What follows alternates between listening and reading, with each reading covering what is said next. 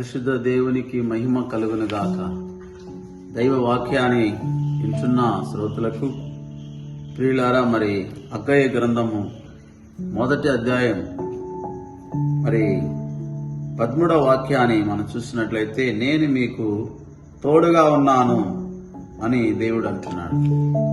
మరి ఎందుకొరకు ఈ మాట యేసయ్య దేవుడు అంటున్నాడంటే, ప్రియులారా, మరి నా మందిరం పాడైపోయి ఉండగా మీరు సరంబి వేసిన ఇళ్లలో నివసించుట ఇది సమయమా అంటున్నాడు దేవుడు.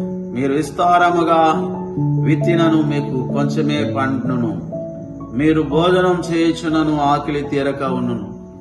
ఈ రీతిగా దేవుడు ఏం చేస్తుంటున్నాడే, మందిరమును బాగుపరచకుండగా మీరు సరంబి వేసిన ఇళ్లలో జీవిస్తున్నారు కాబట్టి మీ జీవితాల్లో ఇటువంటి శాపములు వస్తుందని ప్రభు చెప్పి ఉన్నాడు. వెంటనే ఆ జనులందరూ ఏం చేస్తున్నారు, తమ జీవితాన్ని వాళ్ళు సరి చేసుకుంటూ మరి ఎంతగానో బాధ చెంది ఉన్నారు, ప్రభు వైపు తిరిగి ఉన్నారు. మరి అప్పుడు షయల్తీయేలు కుమారుడైన హగ్గయి ద్వారా మరి దేవుడు మళ్ళా వాక్కు పంపిస్తున్నాడు. ఏం చెప్తున్నాడు, నేను మీకు తోడుగా ఉన్నాను. యెహోవా యూదా దేశపు అధికారిగా షయల్తీయేలు కుమారుడైన జెరుబ్బయలు యొక్క మనస్సును ప్రధాన యాజకుడకు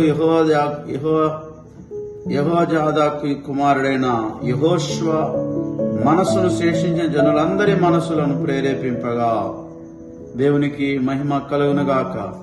నేను మీకు తోడుగా ఉన్నాను. దర్యావేష రాజు ద్వారా మరి దేవుని యొక్క పనిని చేయడానికి కొరకు మీరు ధైర్యం తెచ్చుకొనుడి, నేను మీకు తోడుగా ఉన్నానని మరి దేవుడు సెలవిచ్చుంటున్నాడు. కాబట్టి ఈ రోజుల్లో మీరు మరి దేవుని యొక్క మందిరాన్ని, దేవుని యొక్క పనిని కట్టడ చేయడానికి దేవుడు అన్నాడు, నీ శరీరమే దేవుని ఆలయం మరి అని పడిపోయిన దావీదు గుడారమును మరలా కట్టుచున్నానని దేవుడు మాట ఇచ్చుంటున్నాడు. ప్రియులారా, మీ జీవితం ఆత్మీయ జీవితంలో పడి ఉంటున్నారా, దిగజారిపోయి ఉన్నారా? మరి మీ అతిక్రమ దోషముల ద్వారా మరి శాపం అనేది మీ జీవితంలో కనబడుతున్నదా? మరి దేవుని తట్టు తిరగండి. దేవుడు అంటున్నాడు, నేను మీకు తోడుగా ఉన్నాను అంటున్నాడు. కాబట్టి ప్రభు వైపు మీరు వచ్చినట్లయితే మరి పాపములను దాచిపెట్టకుండా ఒప్పుకుని నెడలా ఆయన మీకు తోడుగా వచ్చి సమృద్ధి కలిగిన ఆశీర్వాదములను మీకు అనుగ్రహించగలడు. దేవుడు మాట తప్పనివాడు, మాట ఇచ్చిచున్నాడు. ఆయన తట్టు తిరగండి, ఆయన మీకు తోడుగా వస్తాడు.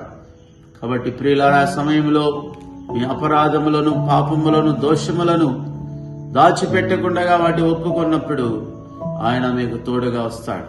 ప్రార్థన చేసుకుందాం. తలలోంచండి. మహోన్నతుడైన దేవా, ఈ యొక్క సమయంలో నీ మాటలు వింటున్న నీ బిడ్డల జీవితములలో అపరాధం వలన, దోషం వలన మరి ఎటువంటి శాపము, ఎటువంటి దైవ ఉగ్రతకు పాత్రలే ఉన్నారో నాయన, వారిని తట్టు తిరిగినప్పుడు వారిని కరుణించి వారి తోడుగా ఉంటానని చెప్పిన మాట ప్రకారంగా నీ బిడ్డలు తట్టు తిరుగుతున్న ప్రతి ఒక్కరిని మీరే ఆశీర్వదించి వారి తోడుగా ఉండి కార్యములను మీరు జరిగించమని యేసు నామములో ప్రార్థిస్తున్నాను తండ్రి. ఆమేన్.